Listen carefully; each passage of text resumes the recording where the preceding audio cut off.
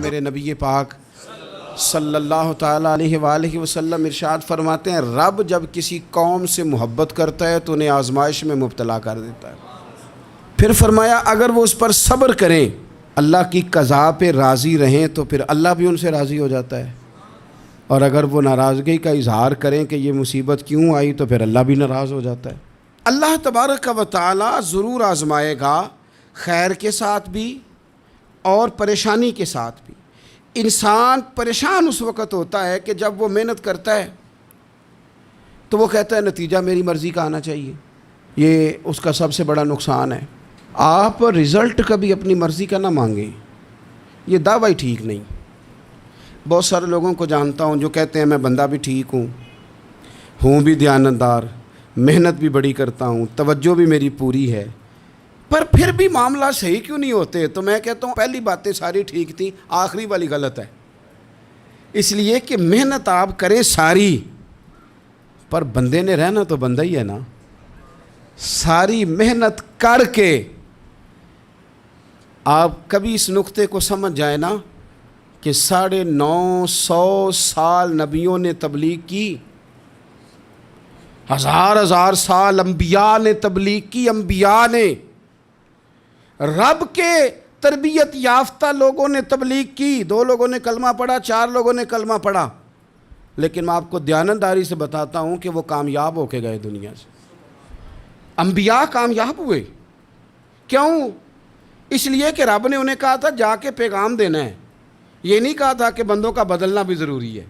ہمارے بچے پتہ کیا کرتے ہیں؟ وہ فٹافٹ نہ پریشان ہو جاتے ہیں۔ نبیوں کے ذمہ تبلیغ کرنا ہے، یہ ان کا ذمہ نہیں کہ لوگ ضروری کلمہ پڑھیں۔ ہدایت تو رب کریم کے دستے قدرت میں۔ انبیاء خلوص سے، للہیت سے جد و جہد کرتے رہے، لیکن انہوں نے یہ نہیں کہا کہ مالک اتنی محنت کی ہے بندے ٹھیک ہی نہیں ہوتے، یہ نہیں کہا انہوں نے، اس لیے کہ جو ان کی ڈیوٹی تھی انہوں نے ڈیوٹی صحیح کی۔ ہم نے اپنی ڈیوٹی کرنی ہے۔ پریشان اس وقت ہوتے ہیں جب نتیجہ اپنی مرضی کا مانگتے ہیں۔ نتیجہ نہ اپنی مرضی کا مانگے، رزلٹ نہ اپنی مرضی کا مانگے۔ اور جناب پیر صاحب میں فلانا وظیفہ بھی پڑھتا ہوں، فلانا وظیفہ بھی پڑھتا ہوں، فلانا وظیفہ بھی پڑھتا ہوں، دل نہیں صاف ہوتا، تو میں نے کہا یہ تو اللہ نہیں کر رہے ہیں۔ آپ ڈیوٹی کریں، آپ کام کریں جو آپ کے ذمے لگایا گیا ہے، اس میں وہ قضا نہ کریں آپ، باقی اللہ تعالیٰ کرم نوازی فرمائے گا۔ دیکھیں ایک بادشاہ تھا، اس کی سلطنت میں نا وہ قوم بنانا چاہتا تھا۔ ہمارے بادشاہ، ہمارے حکمران قومیں نہیں بناتے، لوگوں کو اپنے حق میں قائل کرتے ہیں۔ اس لیے کبھی بھی ہمارے ملک میں قومی سوچیں عام نہیں کی جاتی، ذاتی سوچیں عام کی جاتی ہیں، ملی باتیں نہیں کی جاتی، ذاتی باتیں کی جاتی ہیں۔ وہ چاہتا تھا کہ میری قوم بن جائے۔ اس کا ایک ہیرا سلطنت میں سے گم ہو گیا، تو اس نے اعلان کیا، اس نے کہا کہ جو بندہ ہیرا تلاش کر کے لائے گا اسے انعام دوں گا۔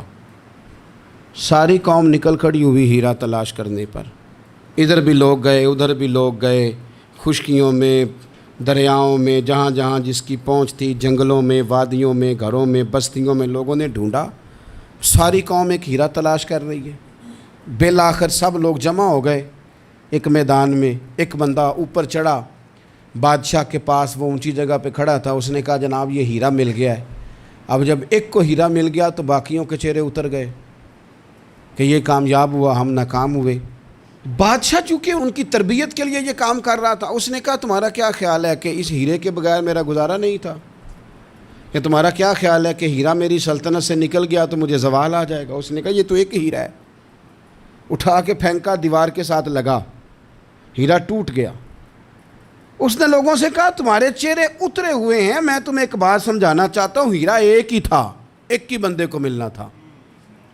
میں نے انعام کا اعلان تو یہ کیا تھا نا کہ جو ہیرا ڈھونڈ کے لائے گا اسے انعام دوں گا، لیکن اب میں تمہیں بتاتا ہوں کہ میں تم سب کو انعام دوں گا، اس لیے کہ ہیرا ایک تھا، ملنا ایک کو ہی تھا، سب کو مل سکتا نہیں، لیکن انعام اس لیے سب کو دوں گا کہ ہیرا ڈھونڈنے پر انعام نہیں دے رہا، میں کوشش کرنے پہ انعام دے رہا ہوں کہ تم نے کوشش تو کی، تم نکلے تو صحیح، جد و جہد تو کی۔